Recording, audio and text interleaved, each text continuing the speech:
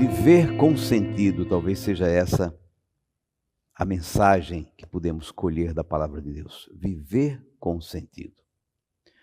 Bom, a cena, vocês lembram bem, acabamos de ler no Evangelho de Lucas, capítulo 5. Jesus está na margem do lago de Genezaré, lago da Galileia, e o povo está muito próximo dele, porque quer ouvir a palavra de Deus. Queria que você já no chat aí escrevesse isso, a palavra ouvir a palavra de Deus. Essa frasezinha.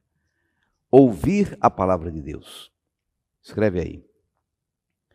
Então esse é o primeiro movimento do texto. O povo, que o Lucas fala de multidão, o povo, não é o povo, próximo de Jesus, apinhando-se em torno de Jesus para ouvir a palavra de Deus. Há uma sede da palavra de Deus. E o cenário, Jesus está olhando, vê duas barcas paradas, vê pescadores lavando as redes, não vê. Onde estão os peixes? Não tem resultado. Ora, isso, digamos, esse é o contexto.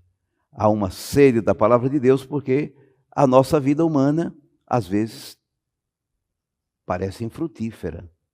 O nosso trabalho parece que não rende nada. Passaram a noite toda pescando e não tem nada, estão lavando as redes, os instrumentos de trabalho, foi inútil. Essa é a condição, digamos, não somente dos dois, da multidão. Há uma sede da palavra de Deus, de sentido para a própria existência, que é tão difícil, que é tão penosa, que é, em alguns momentos, dolorosa. Essa é a nossa condição humana. Nós somos frágeis, vivemos no meio de dificuldades, temos alguns momentos de alegria, vivemos também com graça, mas há momentos também de barcos vazios. Cadê os peixes? Cadê a alegria? Cadê os frutos? Não é? Precisamos ouvir a palavra. Há uma sede para ouvir a palavra de Deus. Esse é o primeiro movimento do texto. O segundo movimento, Jesus pediu uma das barcas, que era de Simão, entrou na barca, sentou-se e começou a ensinar o povo. Esse é o segundo movimento. Queria que você escrevesse aí. Começou a ensinar. Escreve aí. Começou a ensinar. Jesus está ensinando o povo. O que é que Jesus ensina ao povo? Bom, tudo que está no Evangelho é o ensinamento dele. Há uma boa notícia que Deus mandou para o povo. É o que ele chama do Evangelho. É a boa notícia. A boa notícia é que Deus nos ama, é que Deus não nos abandonou, é que Deus tem um futuro para nós, é que Deus nos quer como filhos na sua casa. Essa é a boa notícia. Mas a palavra de Jesus, com toda certeza, se concentrou naquilo que ele disse a Pedro. Avance para águas mais profundas. Esse é o ensinamento. Ele está sentado, que é o sinal, a posição do mestre que ensinava. Quando subiu no monte, Evangelho de Mateus, no Sermão da Montanha, sentou-se para falar, a grande multidão, a gente nem entende. Como é que sentou-se para falar? Sentou-se porque é mestre, porque está ensinando. Quando ensina, se senta, não é? Tem até a cátedra, não entende? A cátedra de Pedro, a cátedra da universidade, é onde se ensina, onde o mestre está sentado ensinando. E o ensinamento, eu estou dizendo que no segundo movimento do texto é dizer a Pedro, Pedro, avance para águas mais profundas. Está dizendo, Pedro, você está vivendo na superficialidade. Você precisa aprofundar, lançar raízes. E completou, e lancem as suas redes. Disse a Pedro que avançasse para águas mais profundas e ao grupo lancem as suas redes. É preciso, está dizendo, você precisa se aventurar mais. Nós todos, multidão, Pedro, nós daqui, que estamos ouvindo a palavra de Jesus, estamos com sede da palavra, escutemos essa palavra que é de Jesus.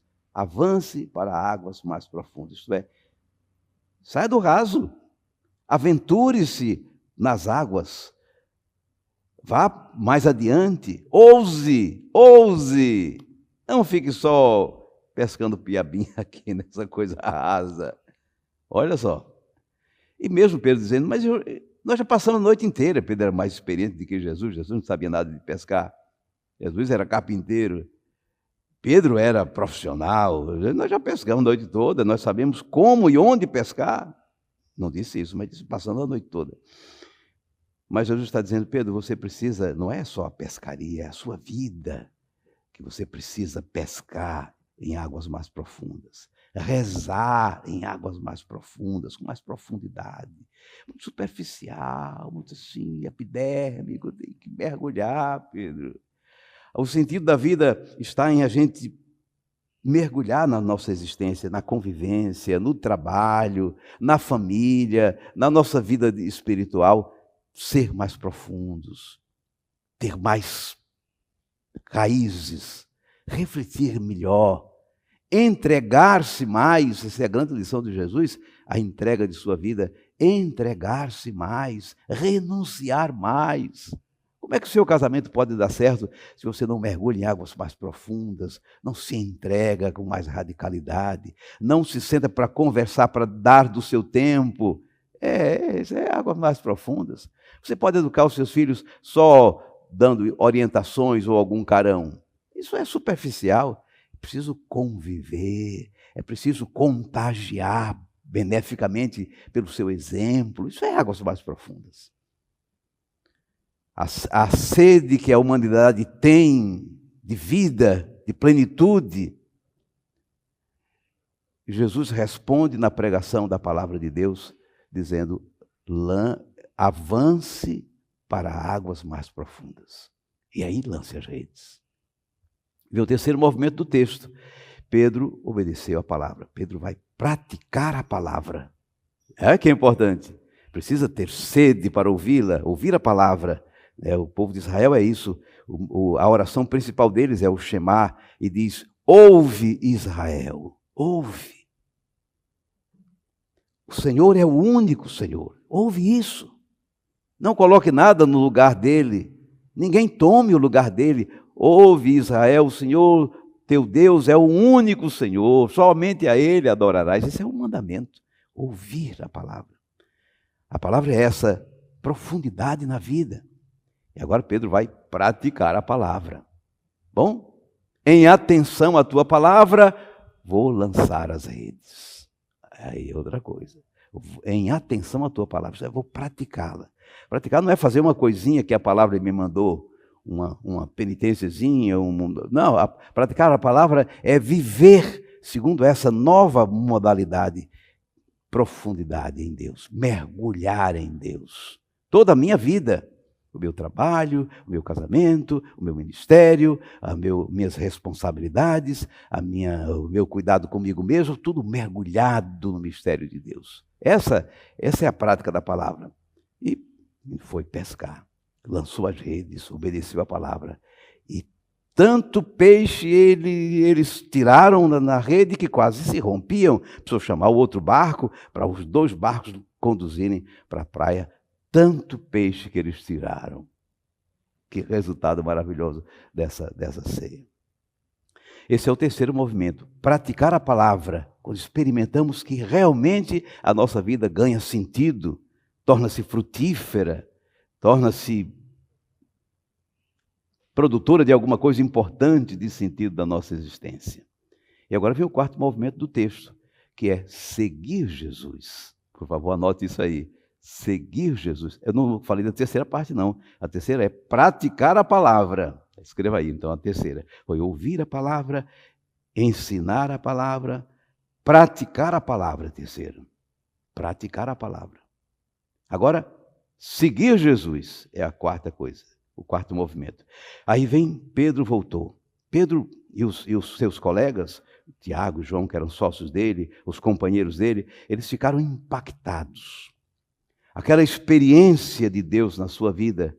Então, os textos sagrados sempre falam de uma admiração, de um temor, ou quando o texto está descrito, um espanto, mas é mais do que isso. É aquele ser humano tocado pela presença de Deus, que reconhece estar na presença de Deus. Por isso Pedro se ajoelha diante de Jesus e diz, Jesus, se afaste de mim porque eu sou um pecador. E aos outros também, a eles, não tenham medo, porque vocês vão ser de agora para frente pescadores de homens.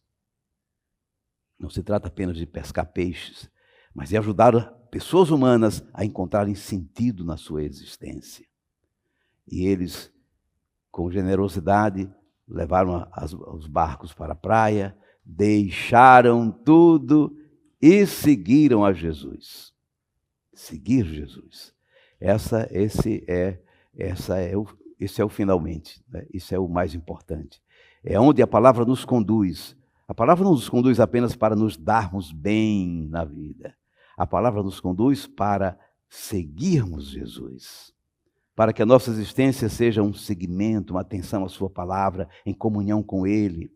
Aí vem a carta de Paulo, que foi lida, não é? A primeira carta, dizendo que a sabedoria do mundo é a insensatez diante do mundo. Ninguém se confie nessa sabedoria, ninguém põe a sua confiança no homem. Aí, aquela problemática que tem em Coríntios, mas serve para nós, disse Paulo, ele. Apolo, outro apóstolo estava pregando por lá. Cefas, que é Pedro. O mundo, a vida, a morte, o presente, o futuro, tudo é nosso. Mas nós somos de Cristo. E Cristo é de Deus. Seja essa a nossa vida. Seguir Jesus, porque tudo é nosso, mas nós somos de Cristo. E Cristo é de Deus.